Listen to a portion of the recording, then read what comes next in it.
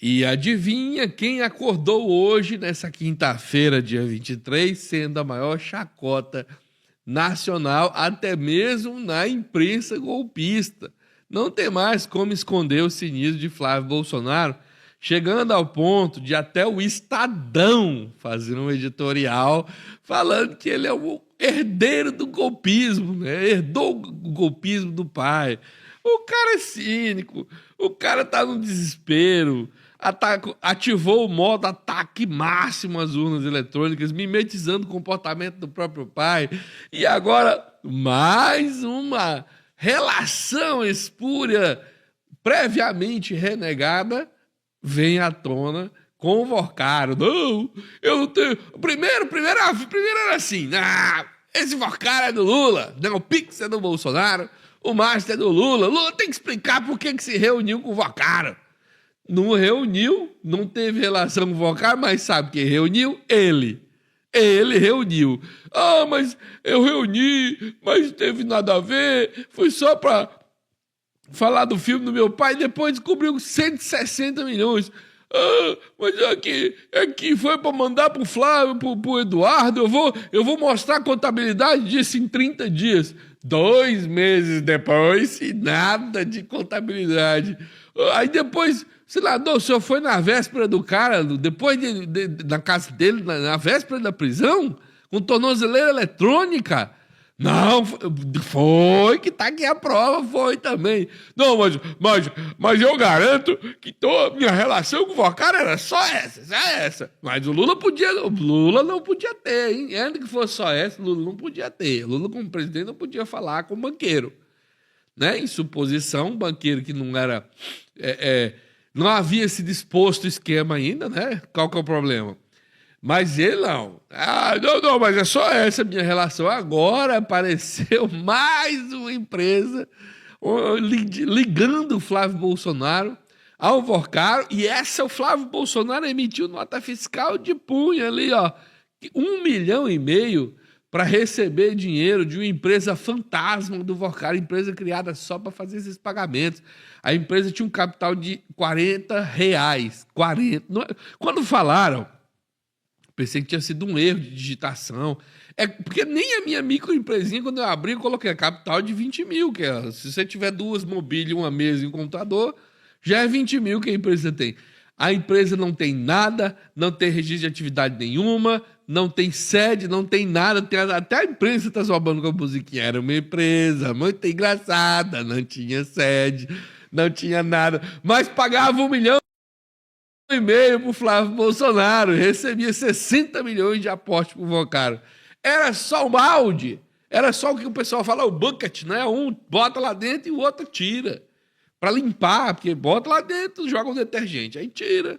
Pagou o Flavinho Chocolate. Mas o que eu não tô vendo ninguém falar é o mais óbvio ainda, a parte mais óbvia. Nem a imprensa, nem o lugar onde eu rodei, ninguém falou, para esquecer, né? Esse filho de um rapa-coco estava acabando com a reputação da mulher do Xandão por prestar serviço advocatício para empresa que existia. E, afinal de contas, bem enrolada, precisava de boa advocação, bom serviço advocatício. Agora, ele prestou serviço para o mesmo bandido em empresa que não fazia nada. E se você vai falar de milhões, mas a mulher do Xandão recebia milhões, que talvez fosse demais para um serviço que valia muito dinheiro. Agora o Flávio Bolsonaro recebeu milhões, não mesmo, mas 1,5 milhão para fazer um serviço que valia 500 contos, sei lá. O que você faz numa empresa que não tem nada com advogado? O advogado vai lá, olha para você e sai? Valia o quê? 1.000, 2.000? Faz a regra da proporção. Proporcionalmente o escândalo é muito maior. A regaça é muito maior e é muito mais... Não é nem só questão de proporção, mano. Serviço caro e barato, você define. Agora não teve, foi serviço. Não tem serviço. Flávio Bolsonaro não está registrado em nenhum fórum para nada, não sei agora com o pai dele lá, para poder levar e trazer encomenda. Esse cara nunca trabalhou, o escritório dele nunca teve nada, até o pai dele chegar à presidência. Nada. Isso é mentira. Isso é fake news. E bom, já dei minha introdução, estamos aguardando a revelação da bomba que seria divulgada hoje, segundo o garotinho. Olha que vai ter uma bomba que vai acontecer hoje. Até agora, nada. Então vamos passar rapidão por essas matérias aí para você não ficar só com a minha opinião. Vou mostrar para você aqui uma moça do Metrópolis tirando uma onda com a cara do Bolsonaro, do Flávio. Não é pouca coisa um candidato à presidência da República emitir 2 notas fiscais no valor total de R$1 milhão para uma empresa que, como diz a música, era uma casa muito engraçada, não tinha teto, não tinha nada.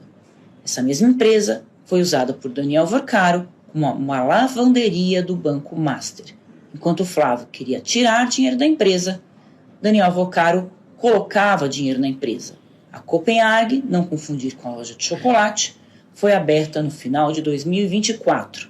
Logo que foi aberta, Vocaro já colocou ali R$11 milhões, embora essa empresa não tenha endereço, não tenha site, não tenha sequer e-mail e tenha declarado um capital social de R$40. Como uma empresa com capital de R$40 poderia pagar R$1 milhão para o senador Flávio Bolsonaro. Flávio. Aí ela vai repetir boa parte do que eu já disse, mas o importante é se lembrar disso aqui também, ó. Eu quero garantir a todos vocês aqui. A única relação que eu tenho com o cara é sobre o filho do meu pai.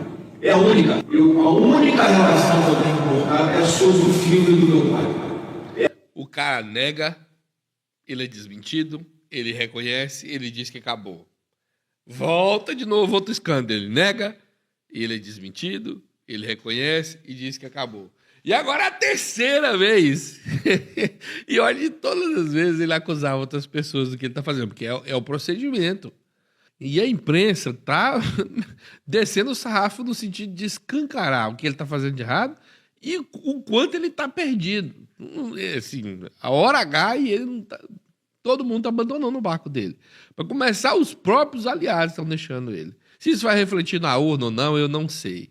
Vai todo mundo começar a prestar mais atenção e problema tem para todas as campanhas, né? Mas o Instituto Datafolha saiu já a campo, está entrevistando nesse momento as pessoas, deve divulgar amanhã o resultado da pesquisa e ele pode ser crucial, Megali, para a situação política, especialmente do senador Flávio Bolsonaro nesse momento, né?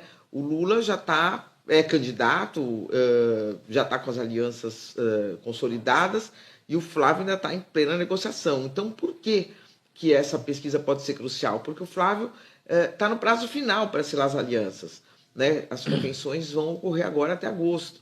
Então, ele tem que definir com que partidos vai enfrentar as eleições a partir de agosto, quando começa a campanha para valer. E há muita dúvida sobre as condições dele para uma vitória. E isso é crucial. Quer dizer, se ele aparecer amanhã, se ele subir na pesquisa da Datafolha em relação à anterior, a conversa com os partidos melhora. Se ele despenca, o que já está difícil pode degringolar. De todos os partidos que ele imaginava conseguir fechar aliança, o Megali, o MDB deve ficar neutro, o PP já anunciou que não vai fazer aliança, vai liberar os seus candidatos.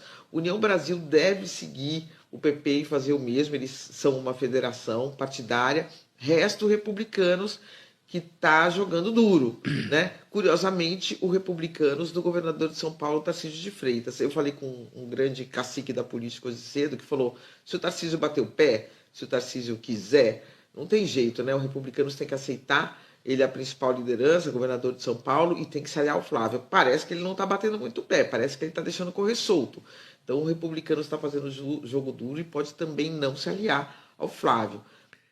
Dificuldades em campanha política todo candidato tem, ainda mais se a gente levar em conta esse ambiente polarizado, turbinado por redes sociais, linchamentos virtuais, sufocante judicialização. O problema é quando as dificuldades de campanha são criadas dentro da própria campanha. É o que vem acontecendo com o senador Flávio Bolsonaro. Até aqui é o candidato de oposição que está melhor nas pesquisas, pelo menos aquelas de primeiro turno. Falta bem pouco tempo para Flávio ser ungido candidato pelo PL para as eleições presidenciais, mas ungido sozinho, sem o apoio até aqui de agremiações do Centrão.